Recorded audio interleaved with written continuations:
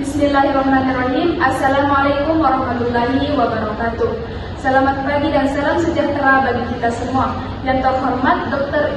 Ira Liasari MKM selaku dosen mata kuliah metodologi penelitian dan statistik, dan teman-teman yang saya hormati. Puji syukur kita panjatkan kehadirat Allah Subhanahu wa Ta'ala karena atas rahmat dan karunia-Nya saya dapat diberikan kesempatan untuk mempresentasikan proposal penelitian saya pada hari ini. Perkenalkan, saya Intan Nuraini dari program studi D3 Kesehatan Gigi. Pada kesempatan ini saya akan memaparkan proposal penelitian saya yang berjudul Gambaran Karies Gigi pada Remaja dengan Kebiasaan Konsumsi Minuman Manis. Baik, tanpa memperpanjang waktu, izinkan saya memulai presentasi proposal penelitian saya. Yang pertama itu bab 1 pendahuluan. Latar belakang yang saya ambil, poin pertama, pentingnya menjaga kesehatan gigi. Kesehatan gigi dan mulut merupakan faktor kunci dalam kualitas hidup dan kesehatan tubuh secara keseluruhan. Isu karies gigi yang meluas menjadi tantangan global yang perlu ditangani dengan serius. Poin kedua, data global masalah karies. Menurut WHO, karies gigi adalah kondisi kesehatan paling lazim di dunia dengan prevalensi mencapai 27.500 kasus per 100.000 penduduk. Masalah ini umum terjadi pada usia remaja. Poin ketiga, kondisi di Indonesia. Prevalensi karies gigi di Indonesia mencapai 82,2%, lebih tinggi di kelompok usia muda. Remaja menjadi kelompok rentan karena perubahan perilaku makan dan paparan minuman manis. Adapun rumusan masalah yang saya ambil yaitu bagaimana gambaran karies gigi pada remaja dengan kebiasaan konsumsi minuman manis. Tujuan penelitian saya adalah untuk mengetahui gambaran karies gigi pada remaja yang memiliki kebiasaan konsumsi minuman manis. Selanjutnya, manfaat penelitian.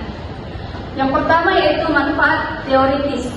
Penelitian ini diharapkan dapat memperkaya khasanah ilmu pengetahuan di bidang kesehatan gigi masyarakat, khususnya mengenai gambaran karies gigi pada remaja dalam kaitannya dengan kebiasaan konsumsi minuman manis, serta menjadi referensi ilmiah bagi penelitian-penelitian selanjutnya. Selanjutnya, manfaat praktis. Bagi institusi pendidikan dan pelayanan kesehatan, hasil penelitian ini dapat dijadikan dasar pertimbangan dalam menyusun program promosi dan preventif kesehatan gigi yang lebih tepat sasaran pada kelompok remaja. Bab kedua, tinjauan pustaka. Poin pertama yaitu karies gigi. Definisi dan karakteristik karies gigi. Karies gigi adalah penyakit infeksi multifaktorial yang menyerang jaringan karies gigi dan disebabkan oleh demineralisasi akibat aktivitas bakteri kariogenik. Penyakit ini merupakan salah satu kondisi kesehatan yang paling sering ditemukan secara global. Selanjutnya, poin ketiga, faktor risiko karies pada remaja. Faktor biologis seperti saliva rendah, perilaku buruk dalam kebersihan gigi, dan konsumsi makanan tinggi gula adalah pemicu utama. Selanjutnya, minuman manis. Definisi dan kategori minuman manis. Minuman manis merupakan minuman dengan tambahan gula seperti soda, teh manis, jus dalam kemasan, dan susu berperisa. Kandungan gula tinggi serta sifat asam memperburuk dampaknya pada gigi. Baiklah, poin kedua, pola konsumsi di kalangan remaja. Konsumsi minuman manis meningkat akibat pengaruh teman sebaya, promosi produk, dan akses yang mudah. Tren ini menjadi perhatian global di kalangan usia muda. Yang ketiga, efek erosi. Minuman berkarbonasi. Tinggi kandungan asam menyebabkan erosi enamel langsung tanpa melibatkan aktivitas bakteri berbeda dari mekanisme karies biasa. Poin selanjutnya yaitu remaja. Definisi remaja menurut WHO, rentang usia 10-19 tahun, periode transisi yang melibatkan perubahan fisik, emosional, dan sosial. Di Indonesia, fokus kesehatan gigi lebih diarahkan pada usia ini. Karakteristik perilaku yang mempengaruhi kesehatan gigi. Remaja memiliki kebebasan memilih pola makan, mudah dipengaruhi teman sebaya dan rentan terhadap iklan produk seperti minuman manis. Selanjutnya, kerangka teori dan konsep. Model multifaktorial karies terjadi melalui interaksi faktor, host atau kondisi gigi, saliva, mikroorganisme, substrat atau gula, dan waktu.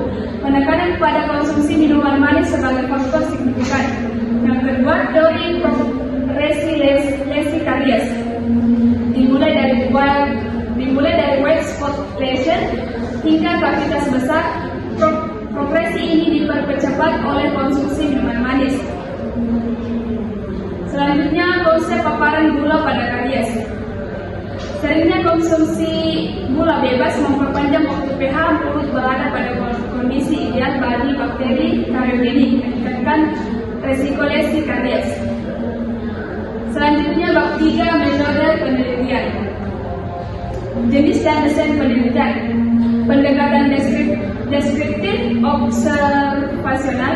Penelitian ini menggunakan pendekatan deskriptif untuk menggambarkan kondisi aktual karies gigi pada remaja dengan kebiasaan konsumsi minuman manis. Yang kedua, desain cross-sectional. Data dikumpulkan pada satu waktu tertentu untuk memberikan gambaran snapshot hubungan antara variabel tanpa melibatkan intervensi. Yang ketiga, penyesuaian metode untuk efisiensi. Cross-sectional dipilih guna merampingkan waktu dan sumber daya dalam pengumpulan data. Baiklah, selanjutnya waktu dan lokasi penelitian. Lokasi yang saya ambil di sini yaitu di MAN Tigebone. Pemilihan lokasi berdasarkan pada aksesibilitas, ketersediaan data, serta relevansi masalah dalam konteks lokal. MAN Tigebone dipilih karena populasi siswa remaja sesuai dengan kriteria penelitian, keberadaan institusi yang mendukung, dan kemudahan memperoleh izin mendukung kelancaran penelitian. Selanjutnya, populasi dan sahabat. Fokus pada siswa berusia 15-18 tahun dengan prevalensi dalam analisis risiko karies gigi. Pengambilan sampel dilakukan secara acak sebanyak 75 responden untuk memastikan keterwakilan seluruh populasi. Responden adalah siswa yang bersedia hadir saat penelitian dan tidak sedang menjalani perawatan intensif. Instrumen penelitian. Yang pertama, kuesioner yang tervalidasi. Dirancang untuk mengevaluasi pola konsumsi minuman manis remaja secara kuantitatif. Alat pemeriksaan gigi menggunakan kaca mulut dan sonde untuk evaluasi kondisi karies secara langsung. Prosedur pendukung termasuk sarung tangan, masker, dan pencahayaan yang memadai guna menjaga sterilitas dan akurasi.